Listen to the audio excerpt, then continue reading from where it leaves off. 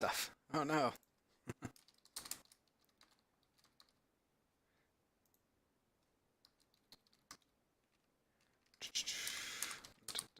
Hold on, gotta send out Twitter stuff.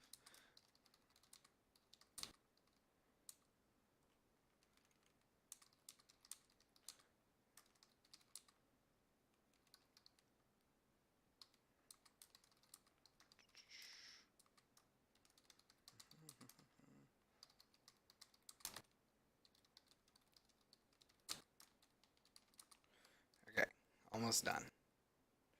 We gotta wait for the light maps to finish baking before I can really do anything anyway. So, um, all right.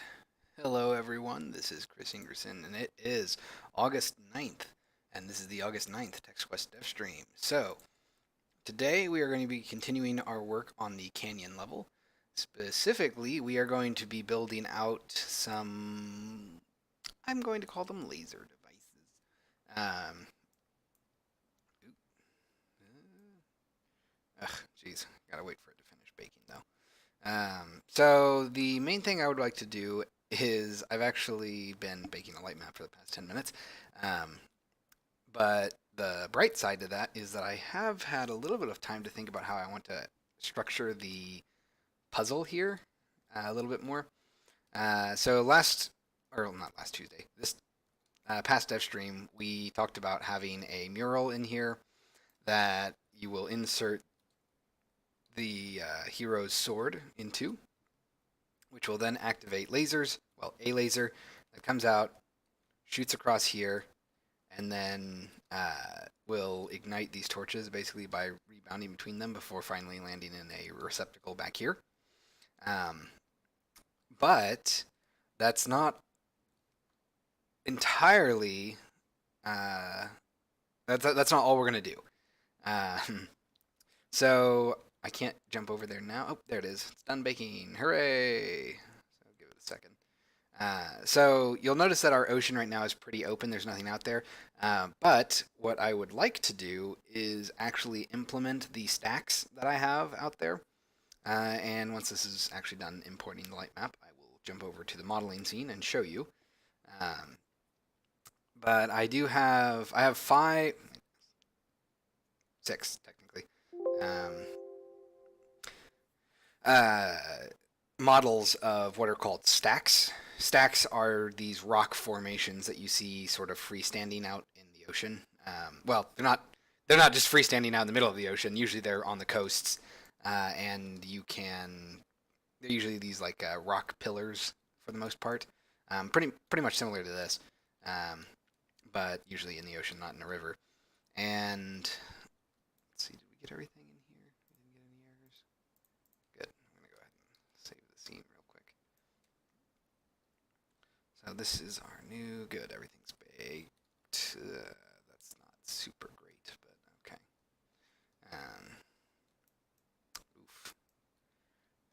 We also got some light map bleeding there, and that's also not great. Well, that probably means I need to redo that UV. Oh well. I might also make the cave floor dirt, or maybe I'll blend between them because I don't like these harsh edges. So that's not too hard to do though.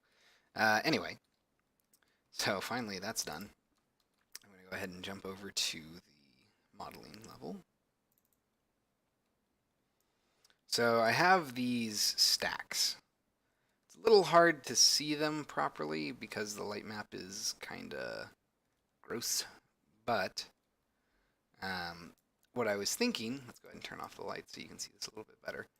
Uh, Probably what we would do is we would actually amplify the color on contrast on these. So this mostly brown S would become yellow. Probably they would all just be yellow, honestly, instead of me being clever and trying to do different colors on all of them.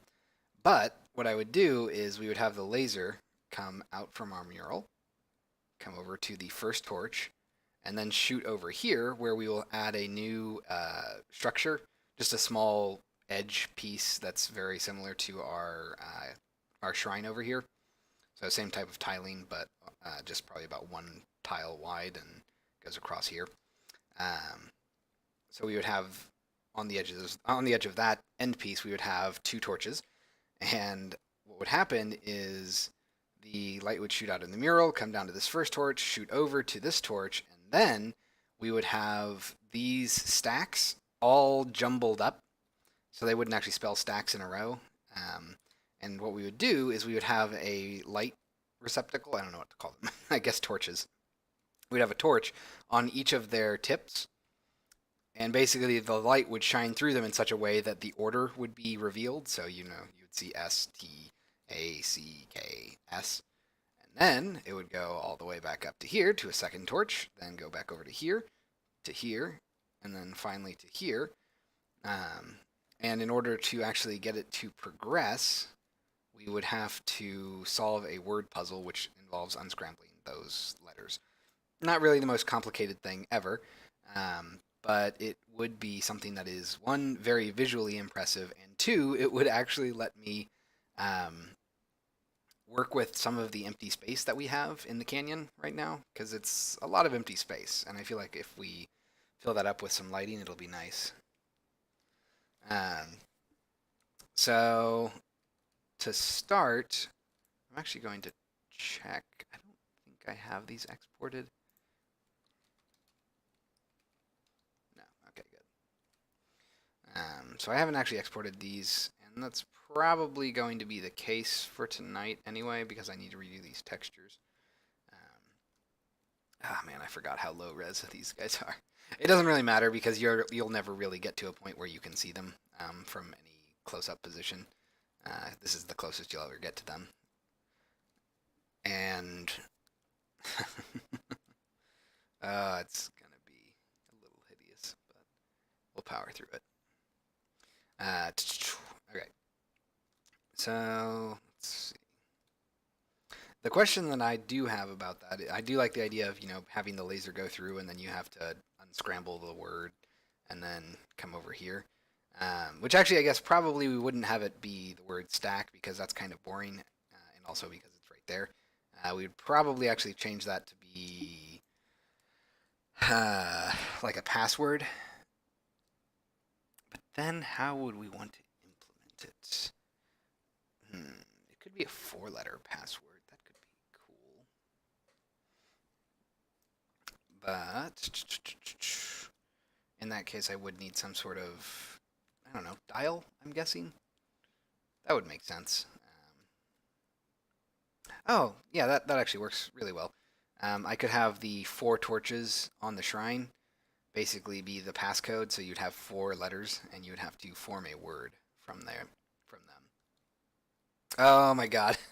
I was going to make it the most obvious 4-letter word ever, but that would probably be too easy to accidentally guess, actually, and that's a little too easy. So we're not quite going to do that. Although it would be funny. It's probably going to be a good test case, but not the actual final word. Okay, so I think what we're going to focus on mostly today is going to be kind of a weird visual component to this. So we're going to work probably on getting the laser to work and get inserting the sword to work, which does mean we're probably going to need like a little torch. So let's go ahead and jump over to the canyon level. So one of the challenges that we're going to have is that we need to, when we insert the sword, we are going to have to make the waterfall stop scrolling and instead have it move down because we want to basically make the water kind of fade away and basically have everything just kind of clean itself up. So what we would probably do is, hold on. Okay, so we would probably just start moving the water down like this because that's a good way to make it look like it's just kind of draining. So we just have it kind of like slowly drift down. And then we would probably just do the same for our waterfall. This waterfall we can just move down and shrink in because you're not going to be able to see that in time. But the upper waterfall is probably going to be a little bit more complicated because it's just going to, well, it's not really that complicated. Basically all we're going to do is kind of have it move down like that. But we do have some amount of complications there because these guys are marked as static, and obviously they cannot be if we're going to be moving them. So we have to move a lot of things that are registered as static to no longer be static, which means that we're going to have to move to a mixture of baked and real-time lighting, which, if you've watched anything I've done with lighting in the past, you will know I hate doing. I really wish I could just make all of this not need that, but what am I going to do? Pull my hair out is the answer. Anyway, so let's see. I think what we're going to do to start is probably we'll go ahead and just export the canyon model for the mural here. I'm not entirely sure if I'm going to leave this flat when we're done. I probably will not. It'll probably be a little bit more engraved. So I might try to go for more of a raised presence rather than just using the standard texture with normal maps on it. I might try to actually model out the scene, which will obviously take me a lot longer, but it will, I think, give it a little bit more of a nice sense of oomph. Because obviously things that are engraved look much more impressive than things that are just painted. But in any case, let's go ahead and we're going to call this not gate because it's not a gate, but mural? That doesn't seem wrong. Would that be the correct? Yes, technically, but I don't think that's the correct term. There is a term for murals that are carved into the sides of things. Let's pull that over here. Show you guys what I'm searching. So it's going to be like, let's go to Wikipedia mural, and we will probably, assuming I can see it.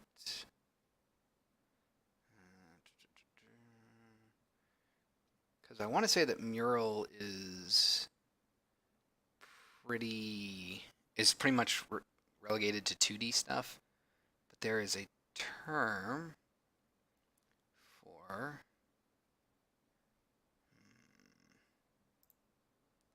well, it's not that. What is it? Sculpture, I suppose. Let's see. Oh, it's a relief. Relief is what it's called, actually. I think. Let's see. Yeah, there it is. It's a relief.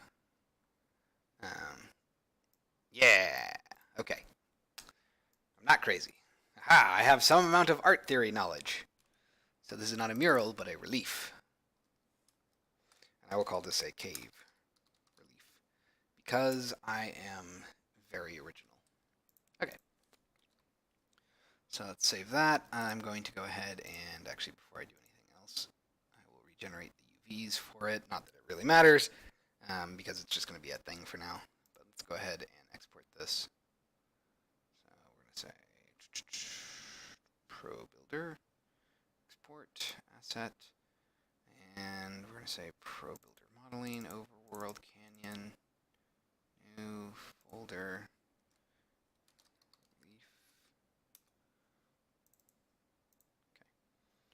Export that real quick.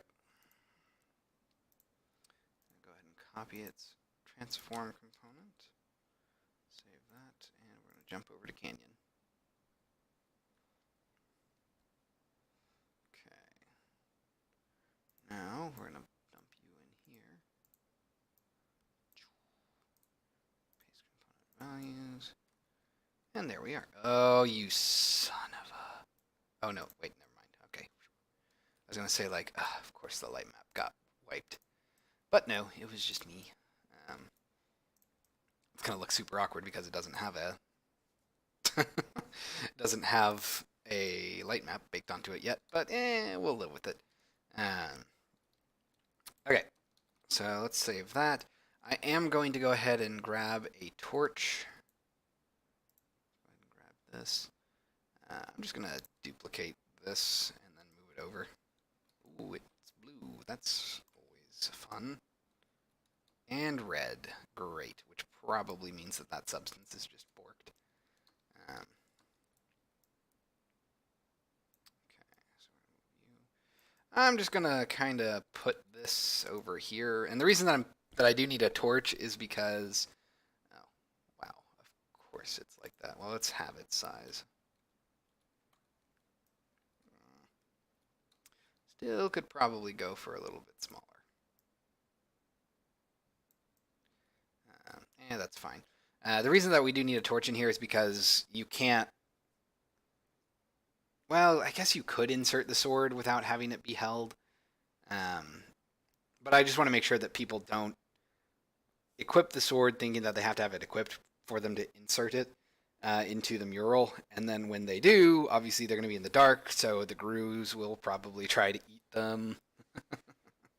uh, so I need to have a torch so that people can just, get used to lighting things in the dark, um, with the understanding that if you're in a dark area and you need to do something that requires you to use an item, then you probably want to look for torches.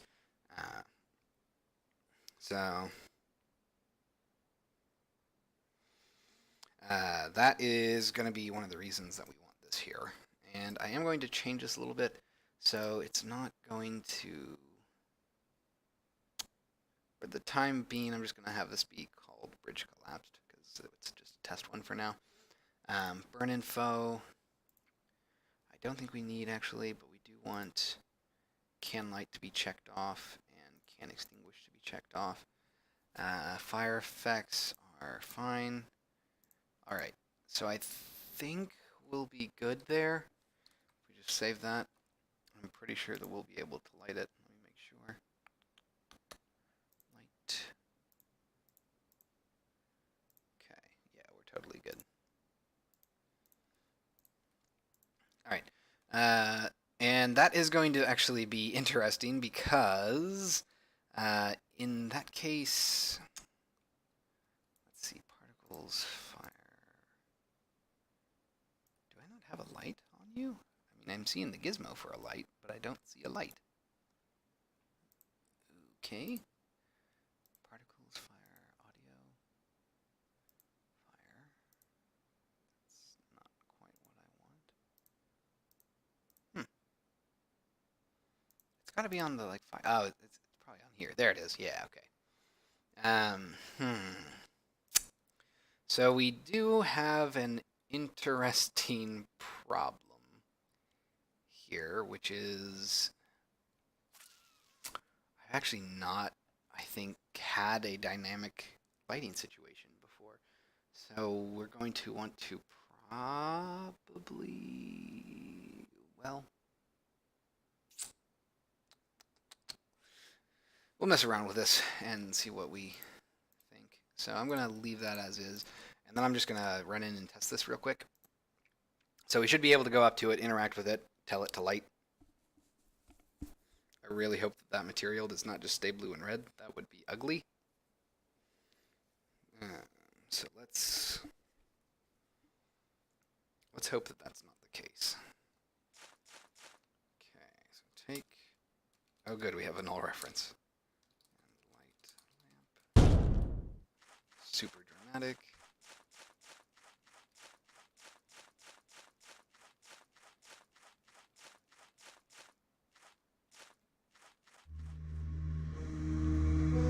Also, I'm gonna mute that. And I just realized I forgot to post this in Discord. Hold on.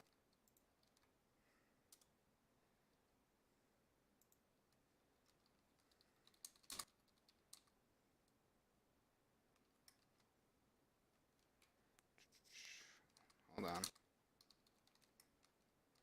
I am just all over the place today. All right.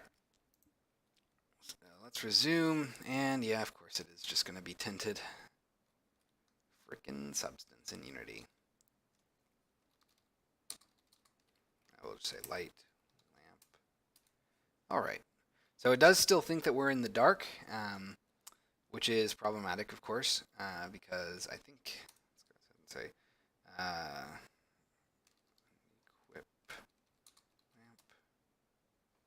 Okay, so I am in the dark, and I'm pretty sure. Yep, there it is. Um, it is time sensitive, so it doesn't count down if you are doing something in your inventory, but yeah, it is time sensitive. I think it's a like 5 second countdown, um, which I probably should actually have a visual marker of now that I think of that. Um, but in any case, we do need to actually enable a light source and tell the player that they are now in a safe space. So let's go ahead and I probably should actually add this to the torch now that I think about it. Let's go ahead and open this up. So we're gonna add. It's not gonna be part. It's not gonna be grouped into the torch, but it will have a reference to the script, which is essentially going to be like a lit area. And lit areas will just be areas that tell you, hey, you're not in the dark. So what we'll do is we'll allow uh, the torch, or we'll allow torches to basically have a lit area that they can reference. And what they'll do is when they light up, they'll turn it on, and when they light down, or when they are extinguished, they'll put the light area out. So let's go ahead. There. Triggers, light dark zones, entrance, contextual light dark zone, which is that's different. Here we are, light zone. Let's go ahead and see what this is. Publishing tag player, darkness countdown, dark, mono behavior on trigger enter.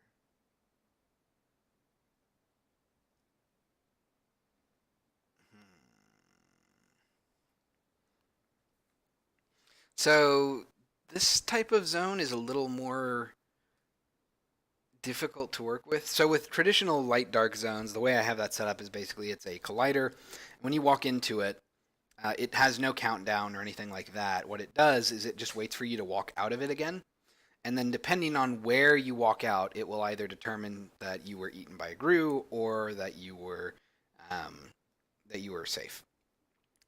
So those are usually used in kind of bottleneck situations. Think like the sewer level where you have that one dark area. It There are two light dark zones there, um, one on each side of it, and basically it has a safe side, which is the side that's closer towards the light, and then the unsafe side, which is into the darkness. Same thing for our transition from the plains level to the woods. It's a bottleneck, so I can just have it say like if you're closer to this side, then it's gonna kill you, and if you're closer to this side, then you're fine. But with a light zone, potentially, I could have a circle around that because light does tend to fall off that way. Um,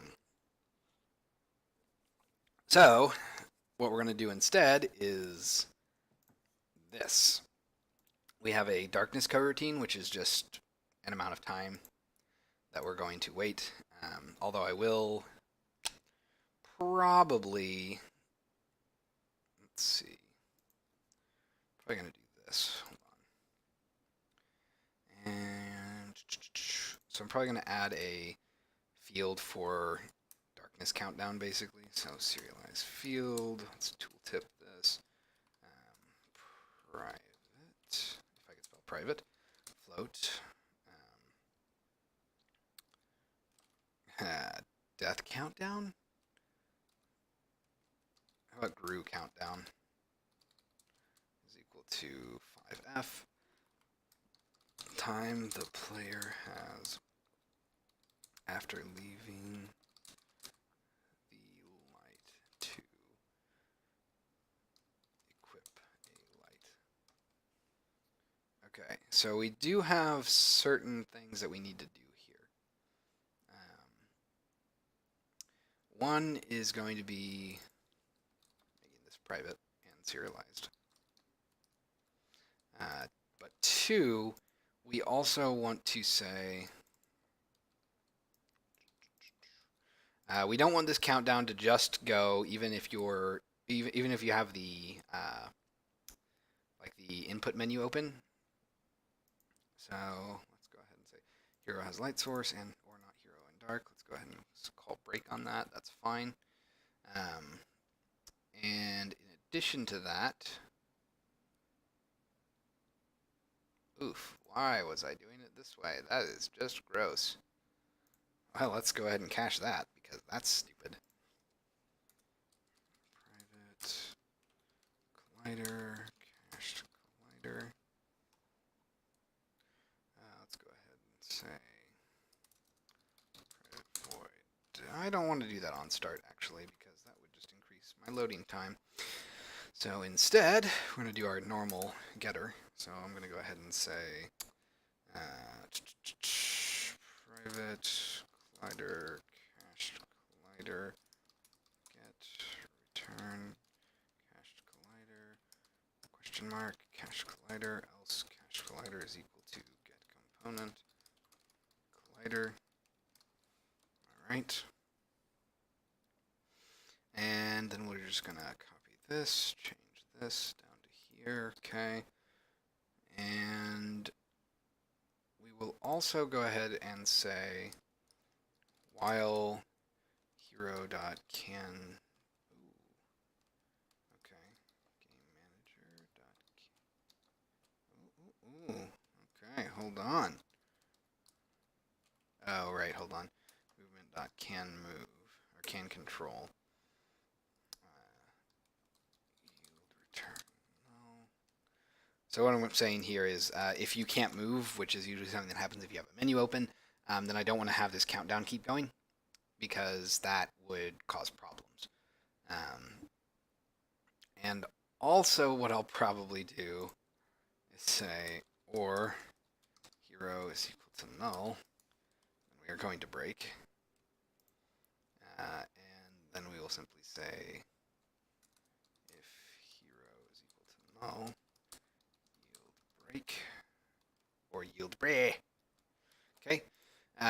Basically, I need to have some logic in here to handle what happens if you you're in the dark after activating this darkness countdown, and you quit to the main menu. I shouldn't have the timer keep going because, well, that would be weird, and it would pull up the death screen after you started the transition back to the main menu.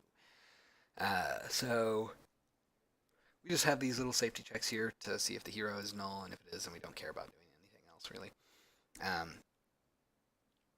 Okay, so that should. Oh, you know what? Also, I'm going to go ahead and move this to the front. That way, it is the first thing to execute, and therefore, if it's null, these two won't cause problems. Okay, I think that is good.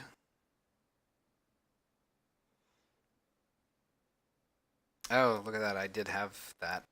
So.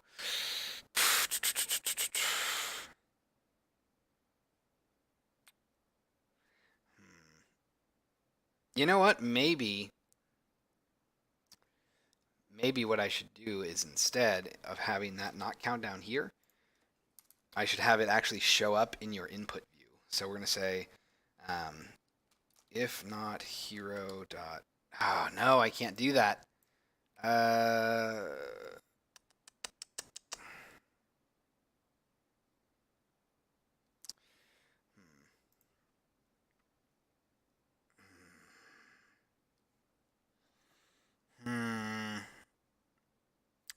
Maybe.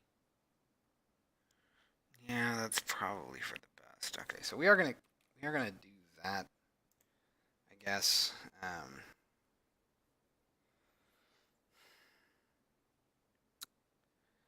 But I don't know if I want to do it as just a blanket can control. Maybe what I should do is I should just say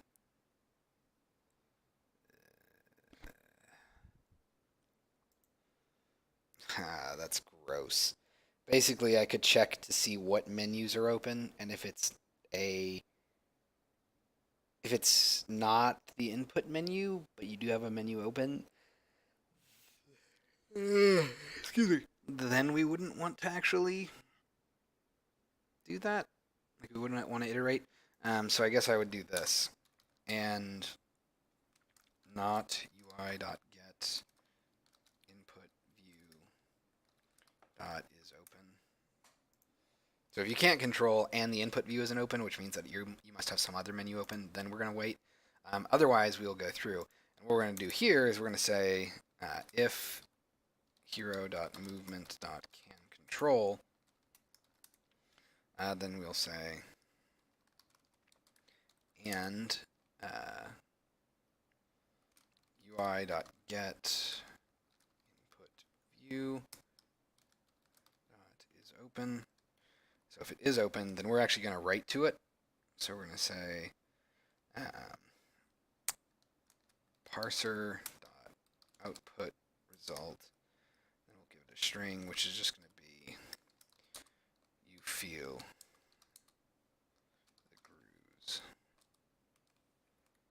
Ooh, should I make that plural possessive or singular possessive? You feel the grooves.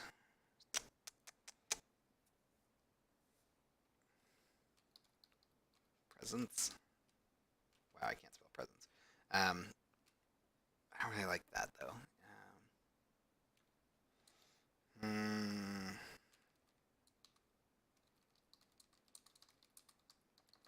Why not? You feel the grooves nipping at your heels. Okay. And all that's really meant to do is just give us a notification visually that yes, we are in danger and we need a light. So probably I should say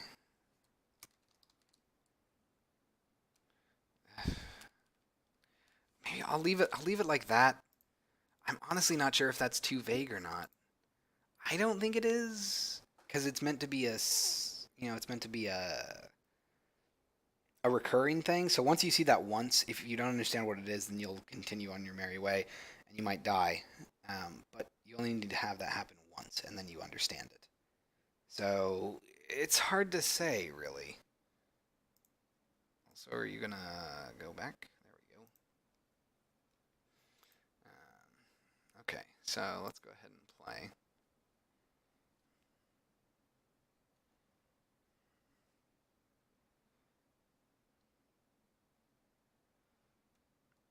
All right, take this.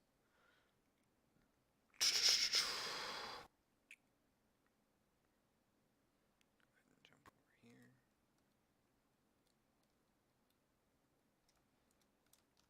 Hold and light lamp. Okay. Ugh, dang it. They're all around me.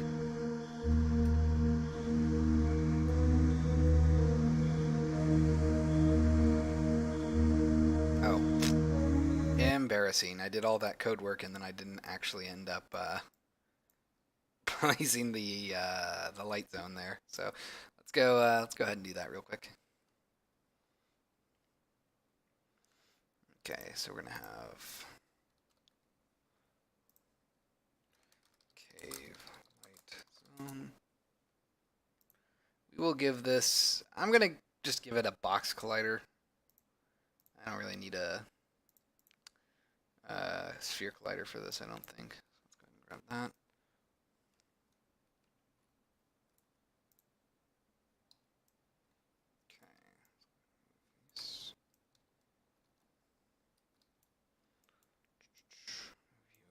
Here, up to here. All right. So let's just go ahead and give this extents 3, probably something like 10, maybe 5 by 5 by 5. It's probably gonna be way bigger than that, but okay, about there, about there. Yeah, it's gonna be way bigger than that.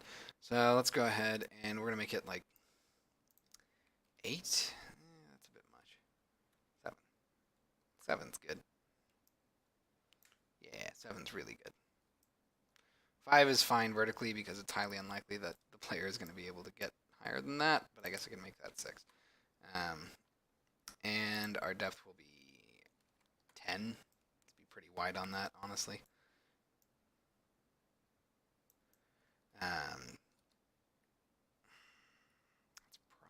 fine. All right. So what we're going to do is we're going to turn that off. And then we're going to go to our torch. And we are going to add a field for this. So fire effects, can extinguish, can light. So up here, I'm going to go ahead and say tooltip. I'll make it public for now, so it fits with the rest of them. Light zone. Light zone is equal to, well, that's just going to be nothing. Optional light zone to activate when the torch is lit. Okay. So for ignite, all we're going to do is say after this, if light zone does not equal null, then we'll say light zone. Oh, you know what?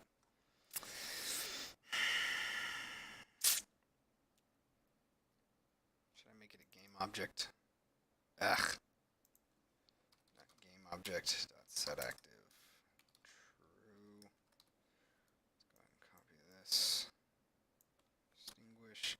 Same exact thing, except it's going to be false, which is going to be problematic, actually. Let's go ahead and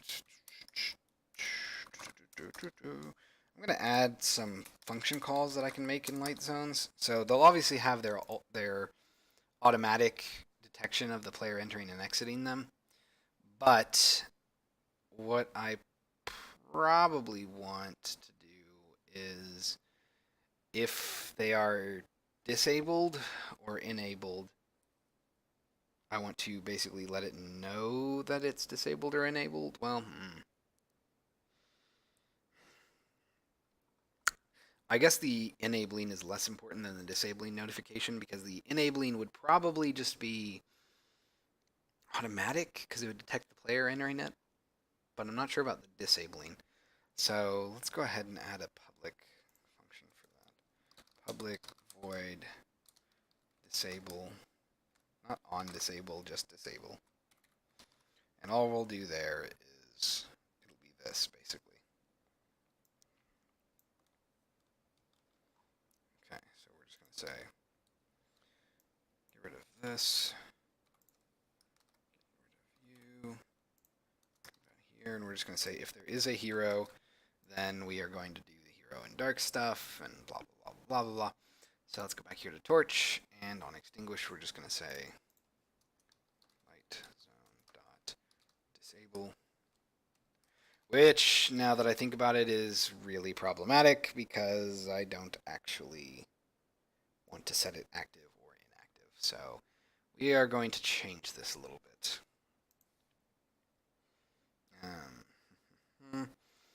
So if it is disabled, then we're also going to go ahead and say cached collider dot enabled is equal to false versus public void activate. Assuming that I can spell public, right? And this will just call cached collider dot enabled is equal to true. Okay. And I think that's good. So this will just be light zone dot activate. Okay. I think that will more or less do what we want. So let's go ahead and find all references down here. I need my torch editor.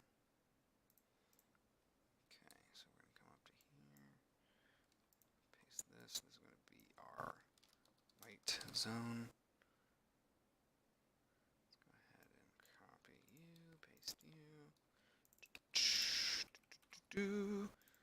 Light zone, and okay, just gonna go ahead and copy that again, and light zone. Cool. So now we should have a nice light zone field that we can then use, and it should activate and deactivate it as needed. So I'll let that compile real quick. Hmm.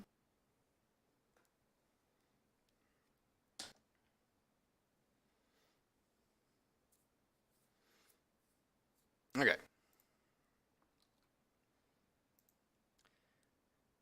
And all right, so now we have that. Let's go ahead and grab our shrine torch. Let's drag in our. Oh, that's the extinguish trigger, right? Here we are. Let's drag you in there. We're gonna make you be on and off by default. Okay, so we should be good. Let's go ahead and see what happens.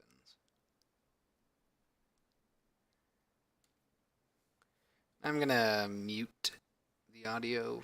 I probably should just turn off the music trigger, honestly. So let's just do that. Please tell me I didn't double tap it. Good. I'm gonna turn this off for now. Okay. So let's go ahead and try this again.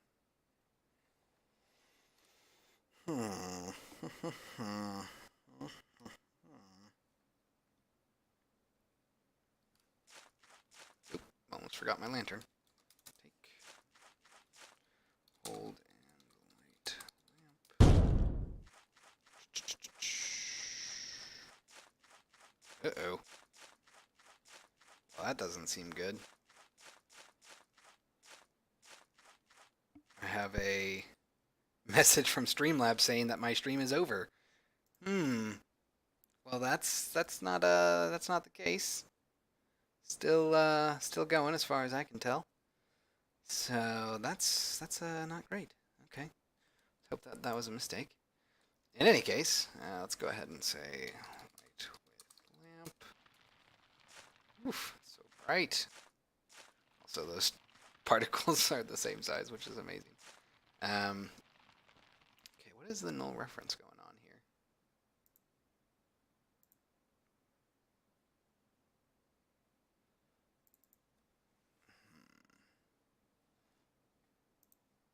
Oh, interesting. I have a level zone problem.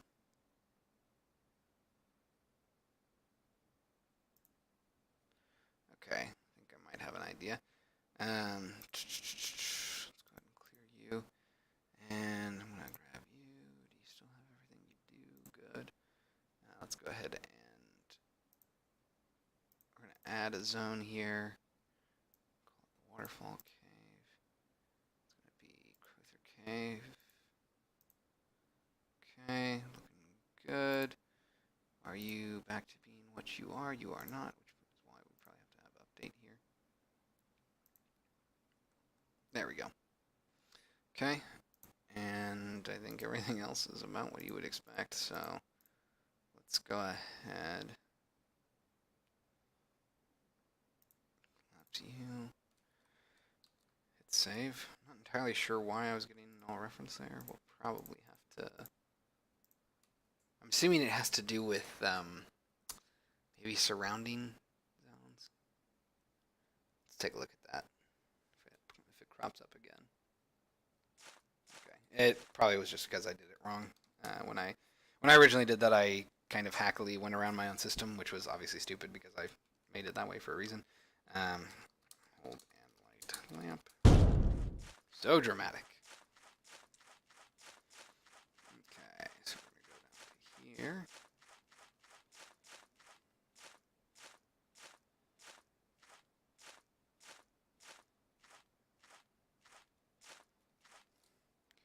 Light with lamp. Okay, so I'm not in the... I'm still in the dark. As far as this is concerned. So it is open, and I'm going to assume that it just doesn't think I'm here. So I'm going to do this. Interesting. I'm also going to put in a debug, I suppose. So let's go ahead and close you, close you. Let's go over to... Where are you? Collapse need it. Huh. Okay, I guess I put that away. Let's go back to the light zone real quick. And on trigger enter versus on trigger exit, all we're going to do is say debug.log in light versus in dark. Okay. And in addition to that, let's go ahead and say if no, or if hero. No point in constantly setting that. So in dark, peak definition. I'm pretty sure that I don't really have to do anything beyond that. So let's go ahead and let that compile. Make sure that it's just firing.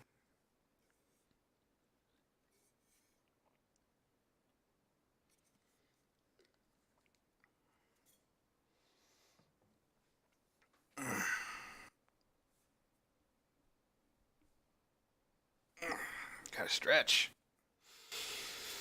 Always seem to have to stretch after about the hour mark.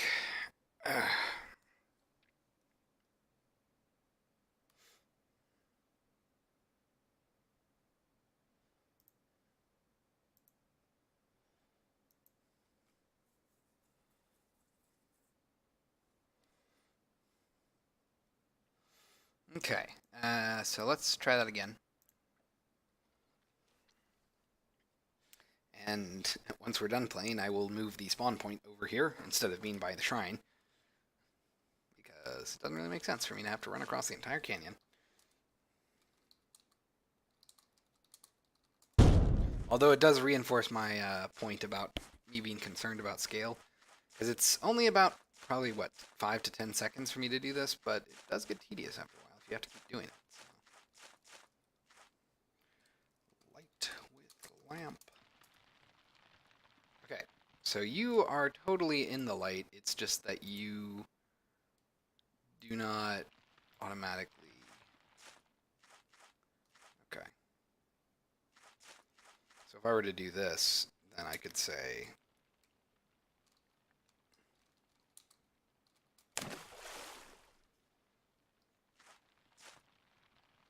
oh. Oh. Right. Two of these things overlapping each other, huh?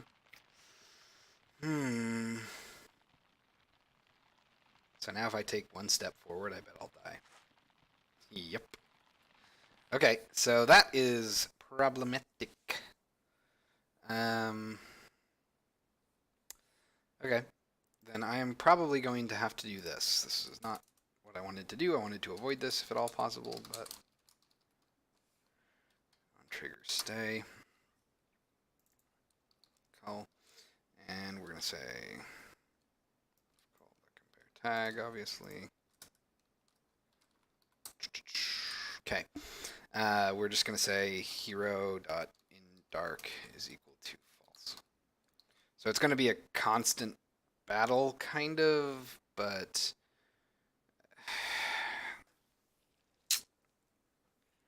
woof.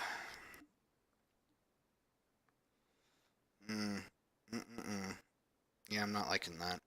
This is getting too hacky.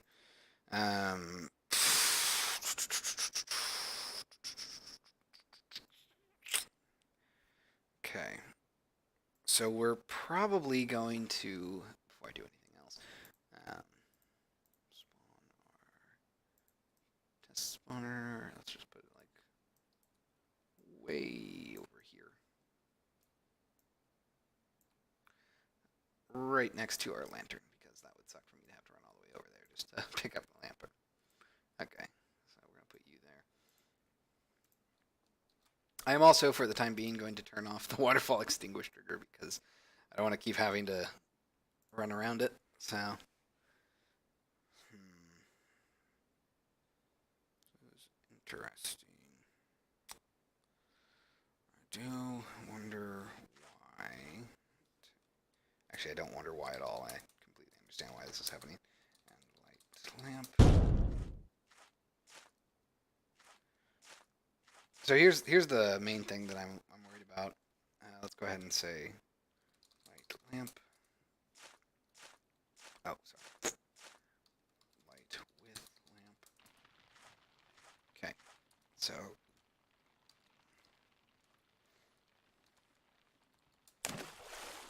so I'm in the dark right now, but I'm not. I'm actually in the light. But okay. Interesting. Did I have an on-trigger stay there as well? So they're fighting each other. Let's find out. No, I took away the on-trigger stay.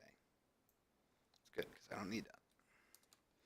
All right, so things are going to start getting more complicated. So I need my light dark zones to play nice with other zones. In the past, I have had largely static light dark areas, or it was very easy for me to disable a particular like light dark zone trigger a la the sewers, where I can just disable those when you're really far away from them, so it's not really much of a dynamic thing. But I've not really had a situation in which you turn on a light to light up a dark room, which is kind of hilarious because that has been the thing that I was leading up to the entire for not the entire time, but for probably a good 2/3 of the game. Um, because the first third of the game you don't have a lamp, the second third you do have a lamp, and it's fairly basic puzzle solving with that. And then the third one was going to be much more involved. But because of that, because we haven't really done the last third of the game, we're going to have some difficulties here. So,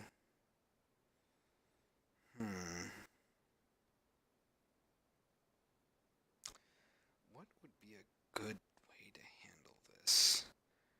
So, something we could do would be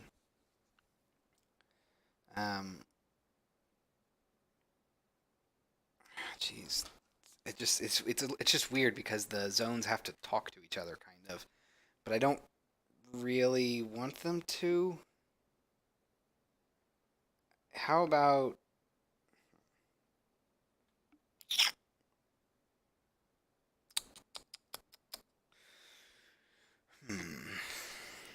we could change to a more centralized approach. Currently, the way it works, each trigger, each light dark zone, each light zone kind of controls itself and then allows the player to just do whatever. But it might be good to actually consolidate their functionality to an event-based system. So a light dark zone wouldn't keep track of you. It would just say, well, no, it would still need to have some amount of tracking on you.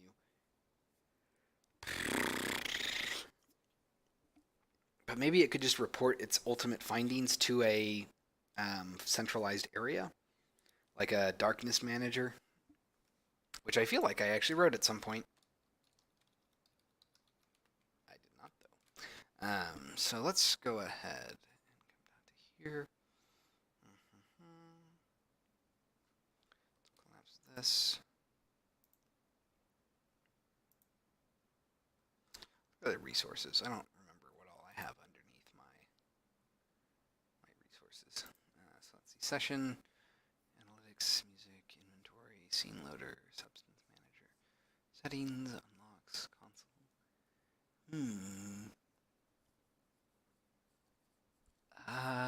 Probably we would. Master.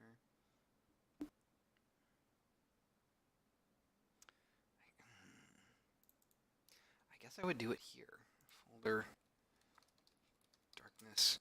This is probably for the best anyway, because I probably want to have some amount of a robust system for this. So let's create a C# script that I'm going to call Darkness Manager. So this is going to be the centralized class for handling light-dark interactions. So it'll be receiving events if you, well, not receiving events. I suppose it'll be receiving function calls. to determine if you are in the dark or the light, which I guess would make it a semaphore. That could be interesting. Hmm, maybe. I don't really know if we need that because it's not like you're gonna have multiples of darkness versus multiples of light. So a semaphore is a bit much there. It'd probably be fine for me to just do a hard set. Hmm. No, I'm still kind of thinking this through. Uh, if we were to use a system like this, what are the things we need? So we need light dark areas, but we need to also allow for the possibilities of light areas within light dark areas. Um,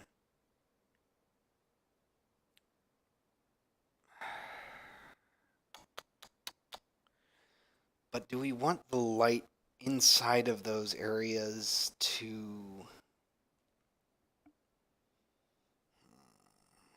mitigate the darkness?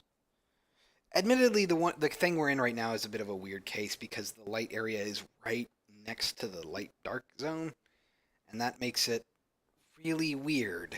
Um, Most of these situations, I'm able to coordinate everything so that our light dark zone, which is right here, is not right next to another zone, which is right there, and in fact overlaps it a lot. So this is a weird case because now when I enter the light dark zone, I basically don't want to do anything with it if I'm in the light zone as well. So that means that I need to keep track of player state, I guess. Like if they're in a lit zone, that gets so complicated though. Um,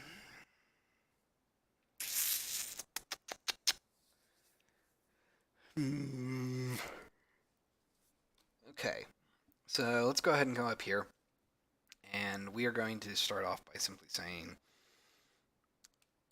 public bool in light zone is equal to false. Not ideal. Public bool in dark zone. How about? So currently the player has a reference to if it's in the dark or not. I'm going to go ahead and say false. And then I'm going to jump over to the player actually. So let's go to our light zone, go to hero, in dark, go to definition. And basically what happens is we send out an event whenever we enter or exit the dark. Um, Here we are, light dark manager. That's what I called it. Okay. I was gonna say I thought I had a thing for this. So what we probably want to do is hmm,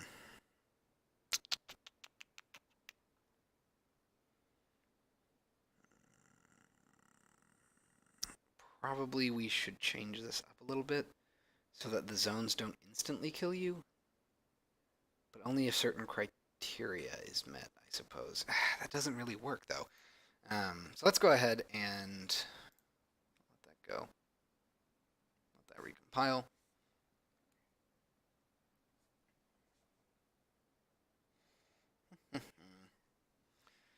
Oh, and this actually gets super awkward, doesn't it? Because the light dark manager is something that has to go. Ah, jeez, where are we using you?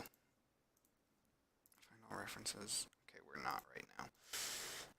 Let's go back here. Analytics. I'm gonna go to the planes level real quick.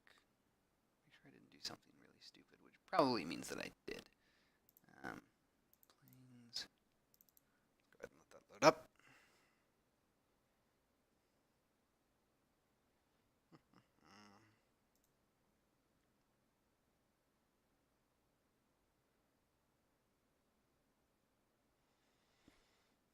Okay, good. Making sure I didn't have a client in the planes that was not set correctly. so we're going to go back here. I'm going to drag the game manager in. And we are not going to do anything here. So we're going to call light dark manager. Light dark manager. Okay. And what we want, actually I do need to go to the planes for this though. Planes. Because this is where we were testing this out.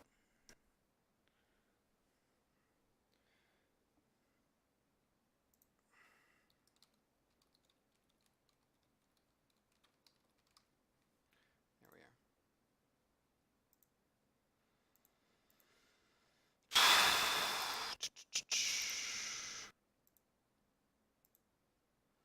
I probably should make these prefabs. So let's go ahead and we're going to collapse you, go up to here, create folder.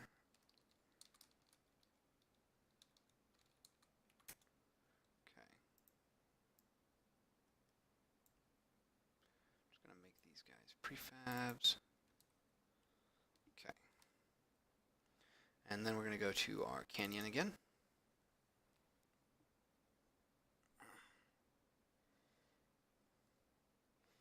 Let's go up to here. Post-processing. Let's go ahead and drag both of these guys to here. Okay. And, you know, I guess that doesn't really make sense, does it? Probably these should be below this. So lit darkness volume versus darkness volume. I think that makes sense. So let's go ahead and I'm going to hit apply here. Let's go ahead and get rid of you and save. And let's try this out. So now it should have some amount of color correction that applies when we actually go into the dark. So keep in mind, let's go ahead and say take, hold lamp. I'm not going to light it yet.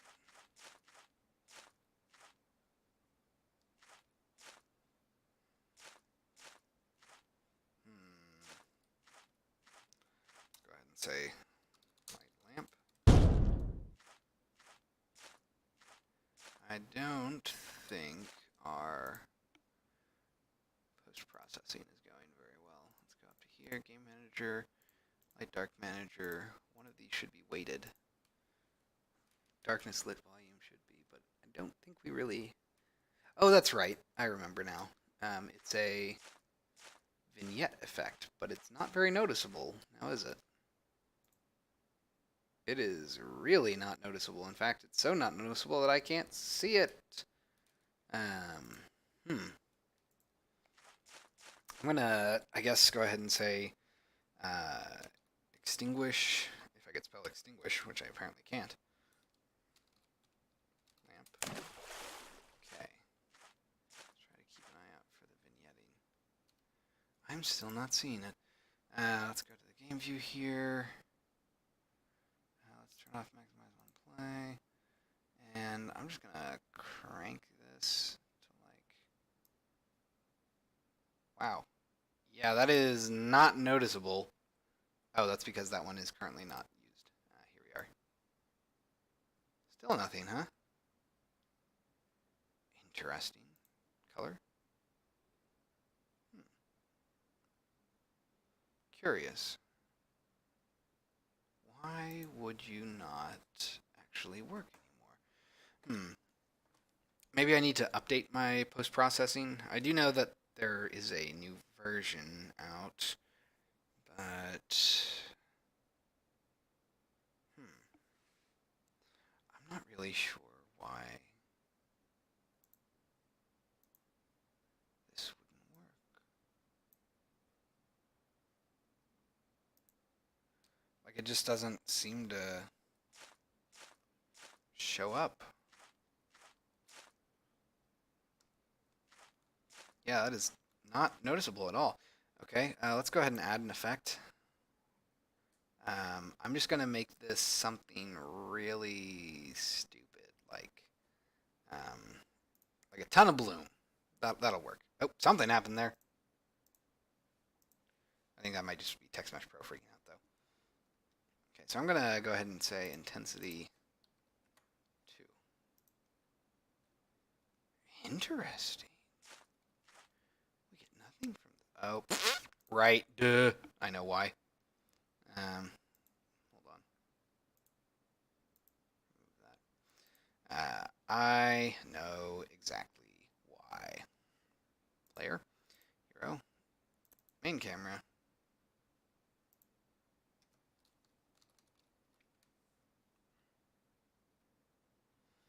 Hmm. Layer, that's what it's called, right?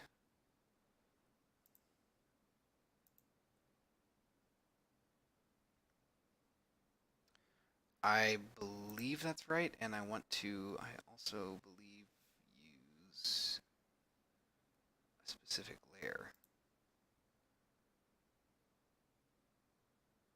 Is that not what I want? I could have sworn that this is what it was. Okay, so we're not going to do any anti-aliasing. This trigger will never be affected by volumes. That's really dumb. Okay, what did I make you? Ignore raycast. That's probably not great. Maybe I should have a new layer for effects.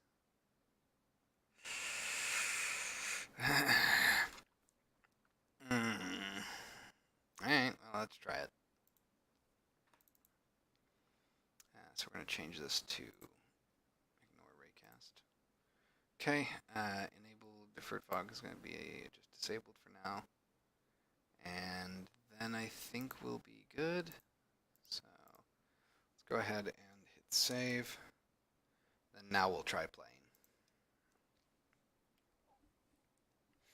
playing. Post-process effects. My mortal enemy. Ooh, wow. Yeah, that is super noticeable. Wow. Oh.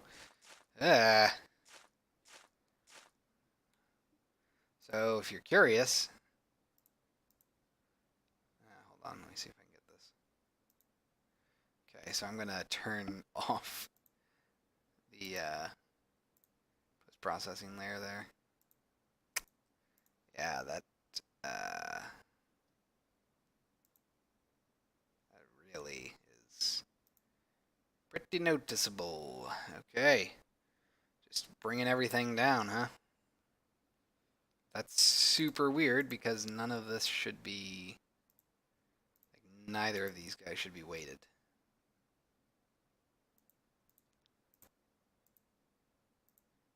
So I guess we just naturally, by virtue of it existing, have a darker color palette. Oof. Okay. Well, for now, we'll go ahead and bear with it. Take hold and I will say hold lamp for now. Okay, let's go ahead and go in here. There's our nice little vignette effect. So you'll notice that it's a little hard to see because we're in the dark, but you can see it come in from the sides. And if I were to use this, I can say light lamp. Nice. So it's a very subtle effect, but it is there. I think our vignette, if I'm not mistaken, for, let's see if we can notice it. For when you're in the dark, the vignette effect is very sparse. Let's go ahead and pause. Come back down to here.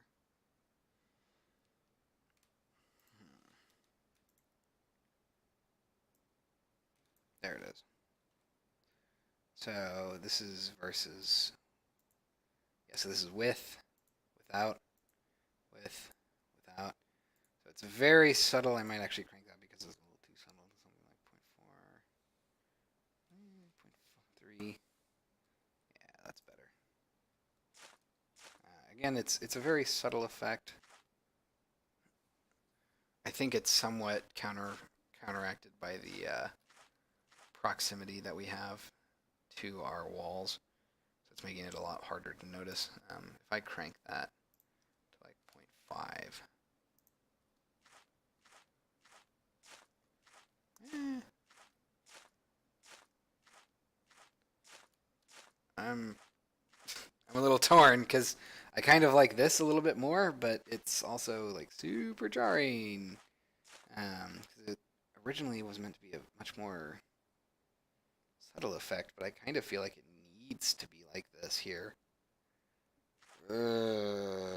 Which is not great.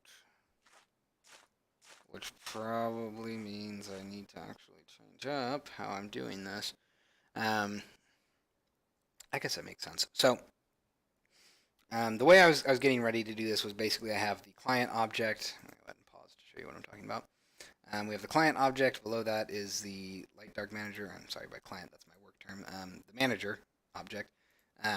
Underneath that, we have light dark manager, which will handle blending between post process effects to give us a more noticeable visual difference between being in the light versus being in the dark versus being in the dark with a light. But it seems like we probably want to have different volumes for each level, which makes sense when you think about it, because I just didn't think about it apparently. Um, because we're going to have different needs, right? The canyons fade is very different from what is needed in the plains level. So probably what we're going to want to do is have different post-process effects volumes, and then we will also want to have um, different post-process stacks for each scene. Which means that we will have to hook them up to our level manager so the level manager can assign them to the light dark manager. Let's go ahead and stop playing. I'm going to grab this, grab you, because I think that you have changed. So this was 0.25. We're going to keep it like that for now. We don't need these to be prefabs anymore, by the way, because they're no longer going to be part of that. So let's go ahead and come over here. We will grab these. I will keep them as, I guess, prefabs for now, but they are going to change. I am also going to, because this is a thing, I'm going to add a layer that I'm going to call post-processing. Because it doesn't really make sense, I feel, to have these guys be in ignore raycast. That seems wrong, so I'm going to put them in post-processing.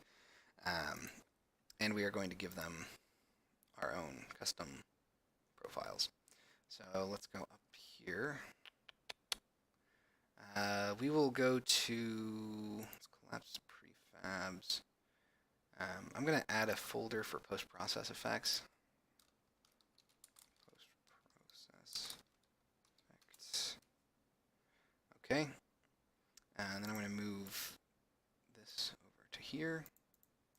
Go ahead and create a folder. We're going to call this intro, which we will not really worry about for now. Then we'll have a folder. What's going on? Folder. We'll have overworld, which is what we're going to focus on.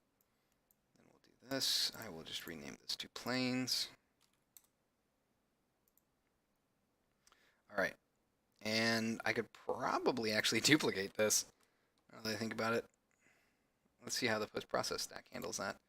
We're going to call this canyon. And I probably want to change these a little bit. So here, the lit volume range, we said we wanted it to be closer to 0.5 actually. Now this is actually also where it gets tricky, because the center needs to change based on if you are left or right-handed. So probably what we want to do is, let's see here.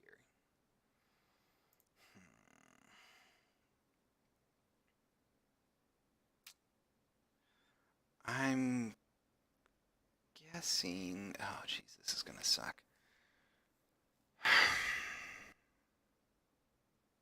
That makes things a lot more awkward. Because these are assets, which means that if I change them, they stay changed. And I don't actually want that. I would want to... Okay, yeah, I know what I need to do here. So we're going to go to scripts. Let's collapse this, collapse this, collapse this. We're going to go ahead and say, oh, there it is, post-process. Post-process group, which is something else. I'm not too worried about that. Okay, so we're going to go ahead and say create. I really could make it super generic, but I really don't want to, so um,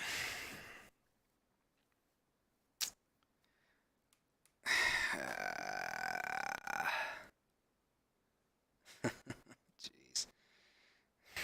I'm basically going to have to write a script that will determine what the player's handedness is, and then it will set values based on that. I could make a bunch of very small scripts that do one thing, like center.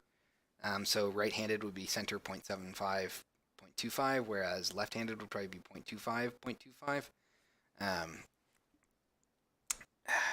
Jeez. Yeah. That would probably be fine to start. I just don't know if I would want to put in the effort to make a super generic version or if I just want to have a bunch of one-off things. I don't really have anything else besides that. I think the intensity remains the same. So let's go ahead and just create a folder. We're going to say overworld. Oh, wait, no, that's actually not overworld. Let's go ahead and say create C# script. I'm just going to call this handedness post-process values. Ugh, that is not a great name. Okay, so let's go ahead and open that up. While that's happening, I'm going to take a drink.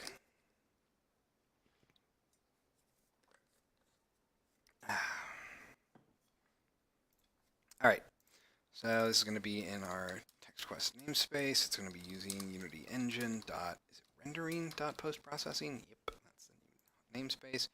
Okay, so we're going to want to have a serialized field, private post process volume, I believe is what it is.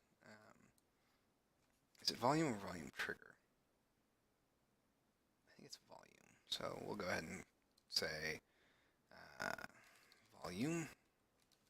We'll let that compile while I check this out. If it lets me. Well, while that's happening, I can go ahead and close this because I know you're going to want to recompile that. I just want to see what it is. We'll get there eventually.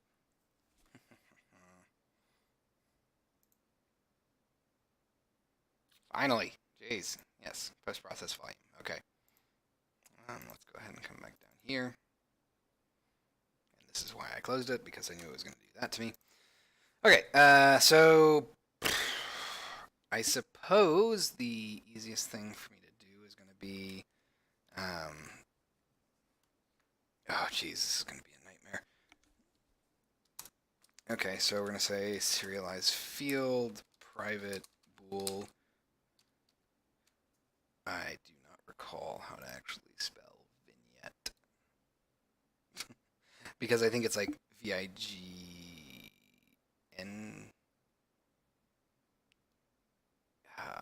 I cannot spell, so give me a second. Oh my god, it's going to take longer than that. Okay, fine. I don't think that's how you spell it. It's not vignette, but it's something similar to that. I know that.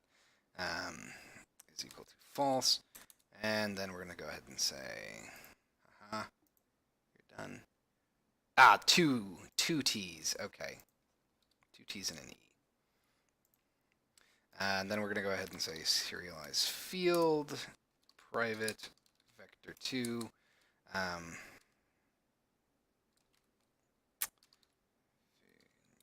Vignette left is equal to new.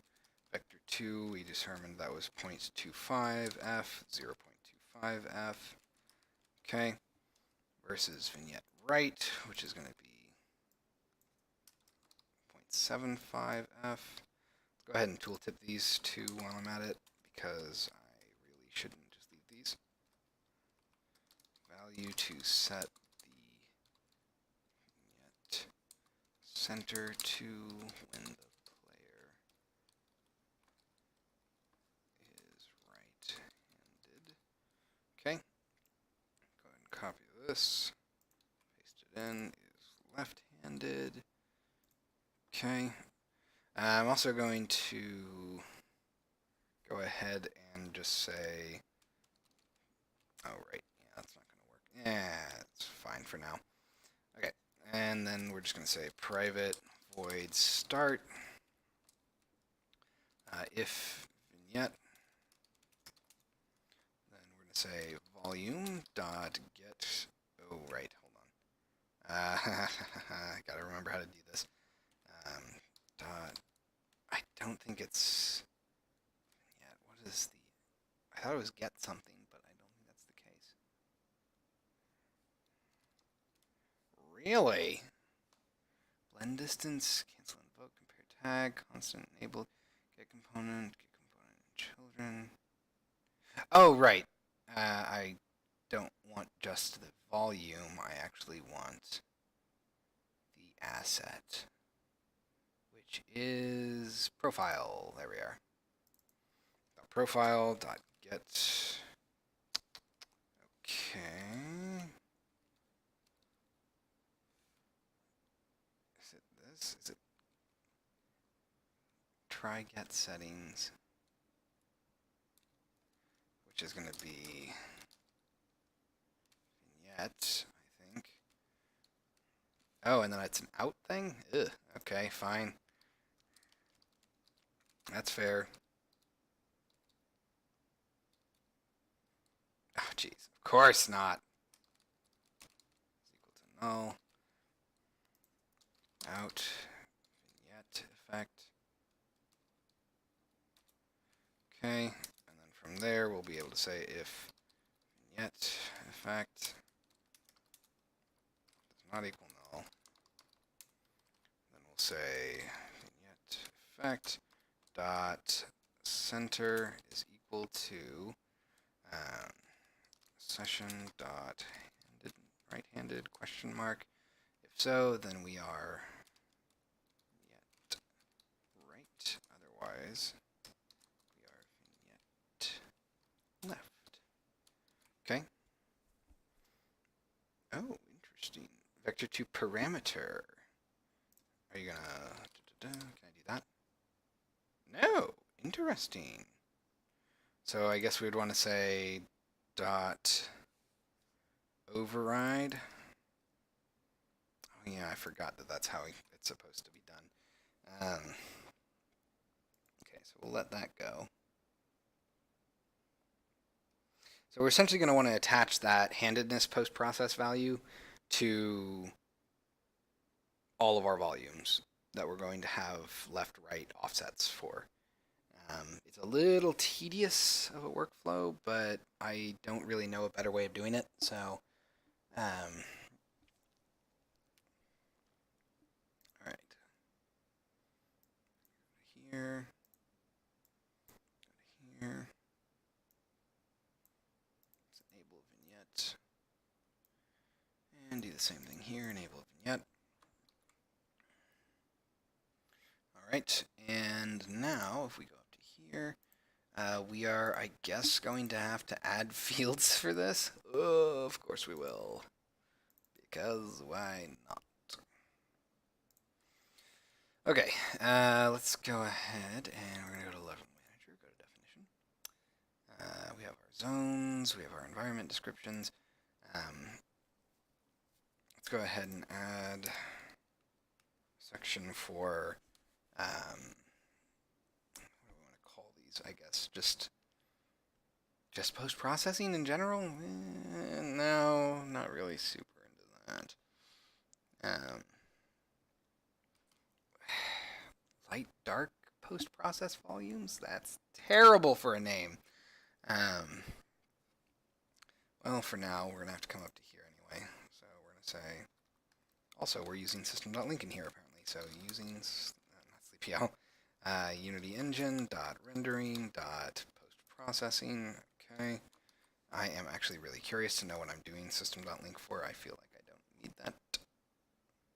I definitely do not. So let's go ahead and get rid of that, because I don't like having link in my stuff anymore. So we're just going to say is equal to null. All right. For int I equals 0, I is less than environment descriptions dot count I plus plus. Doing a little bit of code cleanup here, which is always fun to do live. Oh, we're already in an I loop, so let me redo that. J. If environment descriptions of J dot hint ID is equal to hint dot hint ID, then we shall break out, and I will say old hint is equal to this. All right. And from there, we can get rid of you. And I can now come up here and get rid of link entirely. And then I can come down here and say, I don't think I'm going to want these to be an array, so I'm probably just going to say public. Let's tooltip these two. Tooltip. The post-process volume used when the player enters the dark in this level. Public post-process volume, darkness volume.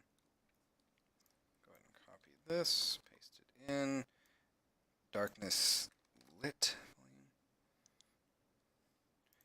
Enters the dark with a light in this level. Okay. And then part of our fun level initialize, I can't talk, is going to be setting that stuff. So let's go to, reset level on menu load complete. We're probably going to want to do this, I want to say. That seems about right. Yeah, that seems about right. Okay. We'll do it on level load complete. So we're just going to say tq game manager dot get light dark manager dot close you. Where are you? Which you are apparently closed, because of course you are. Go to definition. So this is a thing.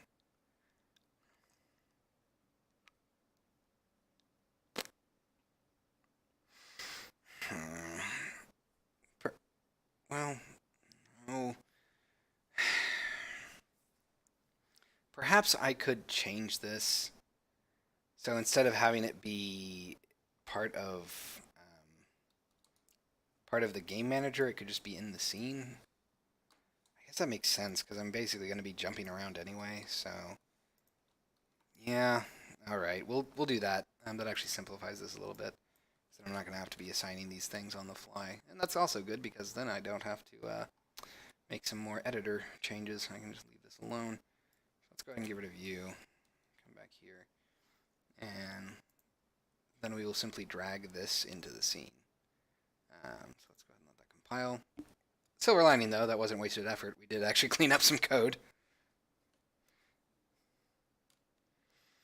Man. I am tired. Do not know why. It wasn't a particularly early morning today. You're gonna let me remove Unity. All right. So I'm just going to go ahead and let's add a light dark manager. Okay. Lit darkness volume versus darkness volume. We are going to want to, of course, have the correct values here. So we'll say darkness lit volume versus darkness volume. Okay. And let's go ahead and actually further subdivide these. So white dash dark. Okay, we're going to move this over to here, move these guys into here just to make things a little bit nicer. Let's go ahead and grab our global volume profile, which isn't really going to do anything for now, but I will profile volume. Bam. That is global, and it is also going to be our global volume for the canyon. It is not going to actually do anything right now, which is probably for the best. We don't really have... Oh, that's interesting. Does it require the camera be in the scene for me to actually see changes? Okay. Well, we'll leave that alone for now. And let's also go ahead and fix our game manager real quick. Get rid of the light dark manager. Hit OK. Let's apply there. Close you. Hit save. All right. So this should have the same effect as what we were doing before, but now it's a little more modular since it's going to be in the actual scenes. Not something that we have to kind of truck around with us, or cart around with us, I guess. Not really truck around. Truck implies automation. That contrast. That is really bad. I'm going to pause this real quick. Is it you? Not you.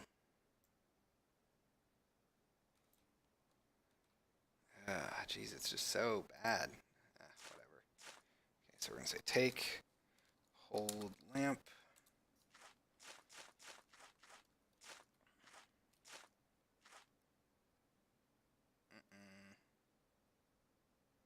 Did you actually do it?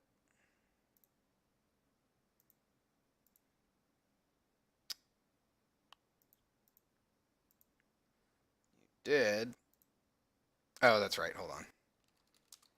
I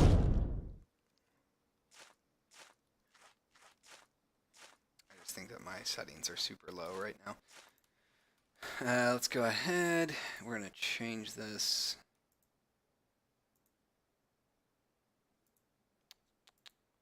Let's set our intensity to like... Yep, okay, so that's not doing anything.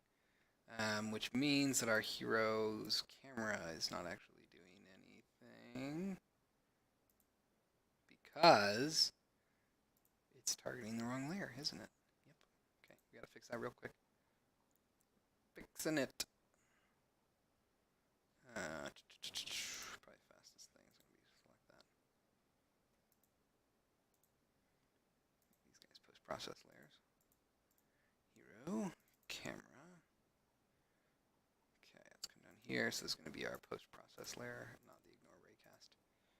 That's all we care about. So let's go ahead and see what that does.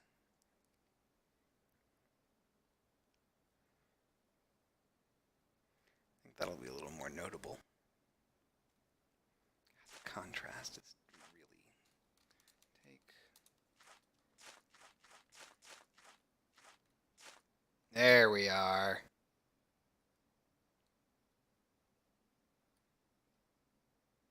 Oh, and actually, you know what?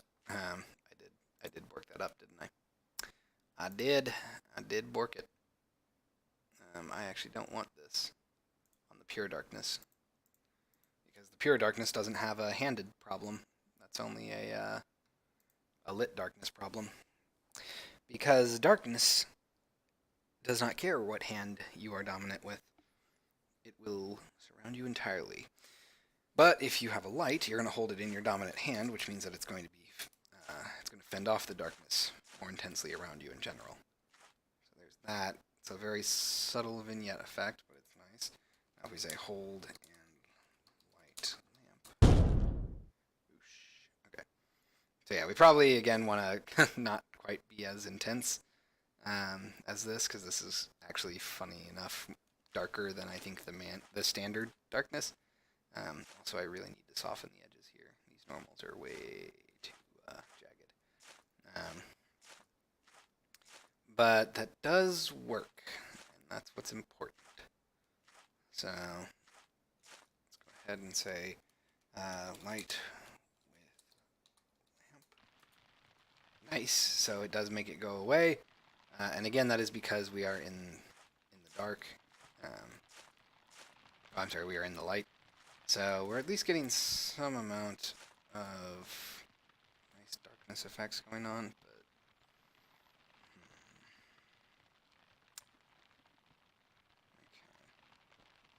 okay. I think the next step for me is kind of reevaluating how I want these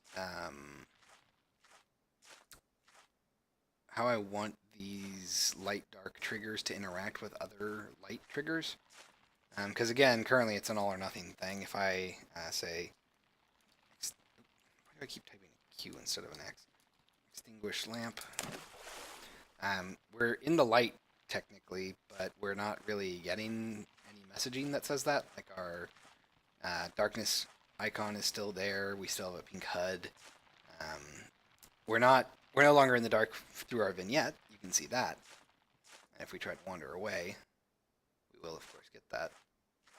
Oh, that's also hilarious because it just like hard cuts away. So, okay, so I think I'm going to end a little early tonight because I need to sit and design how I want these light systems to work a little bit better. I don't want to just rush in and like hack things together and make it work without really much consideration for how I want it to work in the future.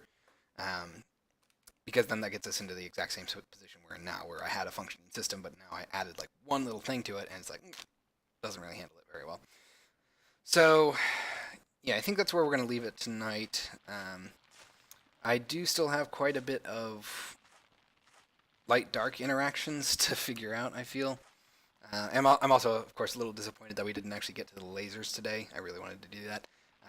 But we did end up focusing a little bit more on the light-dark interactions, which is, of course, a very important part of the game. So it's important that we get that to feel nice. So yeah, that's a good place to stop for the night. So as always, I want to thank you all very much for watching, and I will see you all next time. Also, thank you, Palm Tree Llama, for following. Sorry you came in kind of towards the end there. So hopefully you'll come back on the next stream, which is going to be, well, Saturday won't be a text quest stream, but next Tuesday. So hopefully I'll see you then for more awesome fire effects. Either way, thank you all very much for watching, and I'll see you all next time.